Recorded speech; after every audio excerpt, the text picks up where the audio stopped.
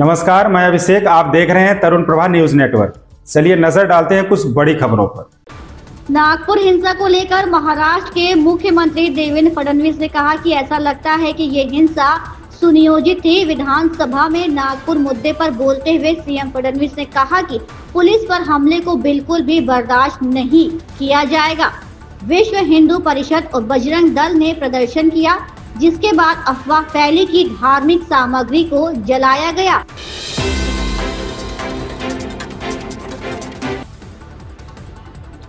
PM Modi मंगलवार को लोकसभा में महाकुंभ के आयोजन पर बोले। उन्होंने इस दौरान इस आयोजन में योगदान देने वालों का धन्यवाद किया। प्रधानमंत्री नरेंद्र मोदी ने कहा, आज मैं इस सदन के माध्यम से देशवासियों को नमन करता हूं, जिनकी वजह से महाकुंभ का सफल आयोजन हुआ है। महाकुंभ की सफलता में अनेक लोगों का योगदान है। मैं सभी कर्मयोगियों का अभिनंदन करता हूं। मैं देश भर के श्रद्धालुओं, उत्तर प्रदेश व विशेष रूप से प्रयागराज की जनता का धन्यवाद करता हूं।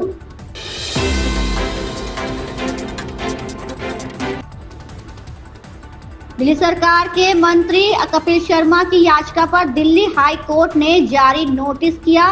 अदालत ने ट्रायल कोर्ट द्वारा मिश्रा को दोषी करार दिए जाने के आदेश पर स्टे लगाने से इनकार करते हुए मामले को 19 जुलाई के लिए सूचीबद्ध कर दिया है।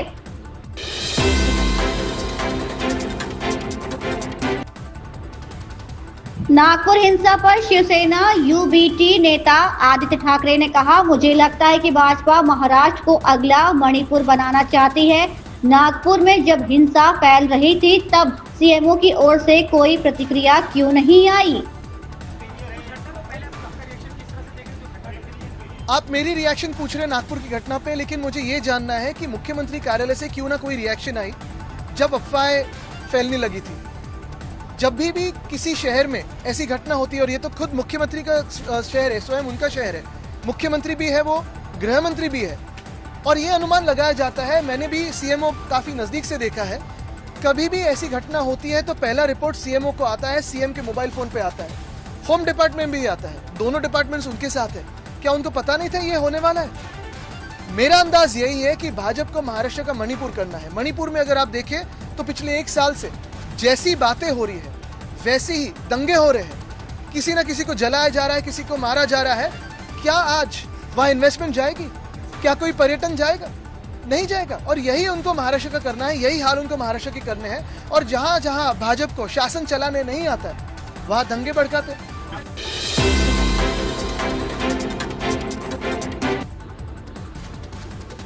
आईपीएल 2025 की शुरुआत होने वाली है और अब इसे शुरू होने में 4 दिन का समय शेष रह गया है।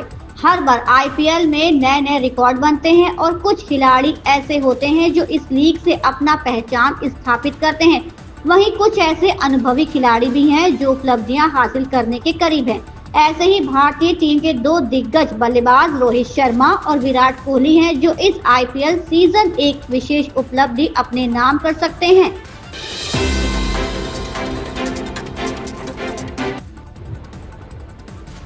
नई दिल्ली में आयोजित प्रतिष्ठित रायसीना डायलॉग 2025 एक बार फिर वैश्विक नीति, कूटनीति और भू राजनीति के सबसे प्रभावशाली नेताओं और विचारकों को एक मंच पर लेकर आया। इस वर्ष बदलते वैश्विक शक्ति संतुलन, संप्रभुता की रक्षा और अंतर्राष्ट्रीय संबंधों में निष्पक्षता की बहस केंद्र में रही। वैश्विक राजनीति के दिग्गज इस मौके पर क्या-क्या बोले, आइए जानते हैं।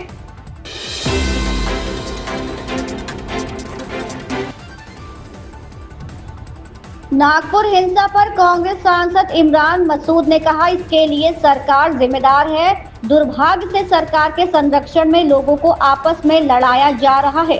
सीएम को इसके पीछे जो लोग हैं, चाहे वो किसी भी धर्म के हों, उन पर कार्रवाई करनी चाहिए। अतीत के आधार पर नई कहानियां गढ़ी जा रही हैं, ये देश के हित में नहीं है। देखिए, सरकार जिम्मेदार है। सरकार के संरक्षण में अगर इस प्रकार से लोगों को लड़ाने की कोशिशें की जाएंगी तो ये बहुत दुखद है। और मुख्यमंत्री जी का गृह जनपद है, मुख्यमंत्री जी को संज्ञान लेना चाहिए और सख्ती के साथ उपद्रवियों के खिलाफ कार्रवाई की जानी चाहिए, बिना इस फर्क के कौन किस धर्म का है, कौन किस जाति का है। जब आप न्याय की बात करते हैं तो न्याय करने के लिए आपको आंख के ऊपर पट्टी बांधनी पड़ेगी। जो दोषी हो उसके खिलाफ सख्त कार्रवाई और सख्त एक्शन होना चाहिए।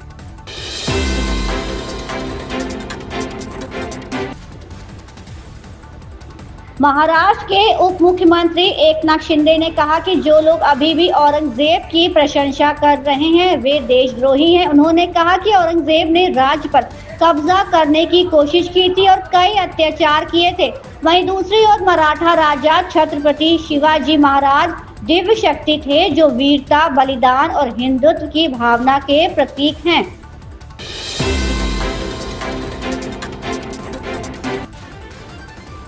महाराष्ट्र में औरंगजेब की कब्र को हटाने की कुछ दक्षिणपंथी संगठनों की मांग के बीच बसपा प्रमुख मायावती ने मंगलवार को कहा कि किसी की कब्र को नुकसान पहुंचाना सही नहीं है क्योंकि इससे राज्य में शांति और सद्भाव खराब हो रहा है। मायावती ने सरकार से मामले में त्वरित कार्रवाई की मांग की है।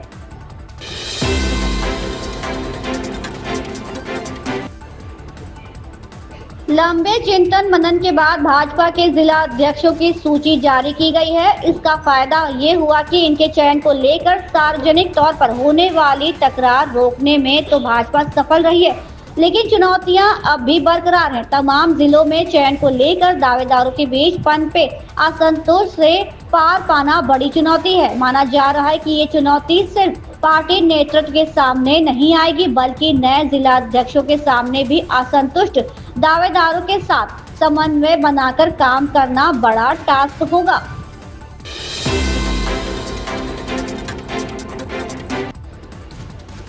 भाजपा की ओर से जिला अध्यक्ष व महानगर अध्यक्ष की घोषणा के बाद सपा और कांग्रेस में भी बदलाव की सुगबुगाहट तेज हो गई है। इन दोनों दलों की जिला और महानगर कार्यकारिणी में बदलाव किए जाने हैं। सपा ने अपनी नई सूची को लंबित रखा है, वहीं कांग्रेस स्थानीय स्तर से मांगे गए नामों के पैनल पर विमर्श कर रही है। दावेदारों ने लखनऊ और दिल्ली की दौड़ लगानी शुरू कर दी है। पार्टी पदाधिकारियों ने जल्द नाम घोषित करने की उम्मीद जताई है।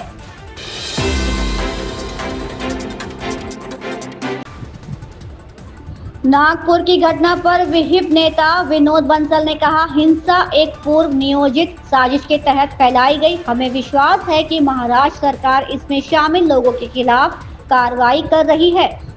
हमारा कल पूरे महाराष्ट्र में सैकड़ों स्थानों पर बजरंग दल का प्रदर्शन था और प्रदर्शन का एकमेव उद्देश्य ये था कि जो विदेशी आक्रांता था, दुष्ट था, अत्याचारी था, आक्रमणकारी था और जिसने भारत की संस्कृति, धर्म और उसके मूल्यों को लूटा बल्कि भारत की संपत्तियों को लूटा। आप देखिए कि ऐसे किसी आक्रांता का स्मारक कहीं भी हो भारत के अंदर तो वो हमारे लिए गुलामी का प्रतीक है। ऐसे प्रतीक चिन्ह को समाप्त करना हमारा धर्म है, हमारी मान्यता है।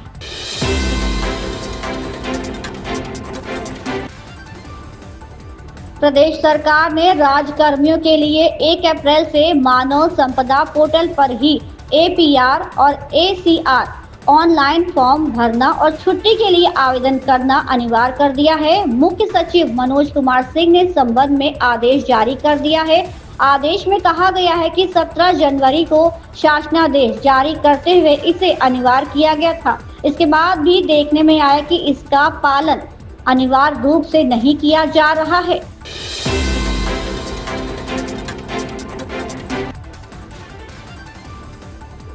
फिल्म सिकंदर का नया गाना रिलीज हो गया है। इस गाने में सलमान खान और रश्मिका मंदाना जमकर डांस करते हुए नजर आ रहे हैं। सलमान खान की फिल्म सिकंदर का गाना नाचे सिकंदर रिलीज हो गया है। गाने के आते ही फैंस के बीच हंगामा मचाना शुरू कर दिया है। हाल ही में इसका टीजर जारी किया गया था जिसकी वजह से प्रशंसक पहले से ही काफी ज्यादा उत्साहित थे।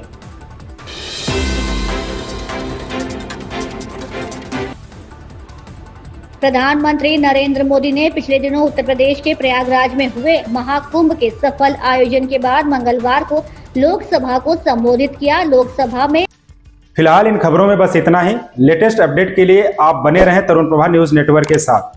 चैनल को लाइक, शेयर, सब्सक्राइब करना बिल्कुल ना भूलें। धन्यवाद।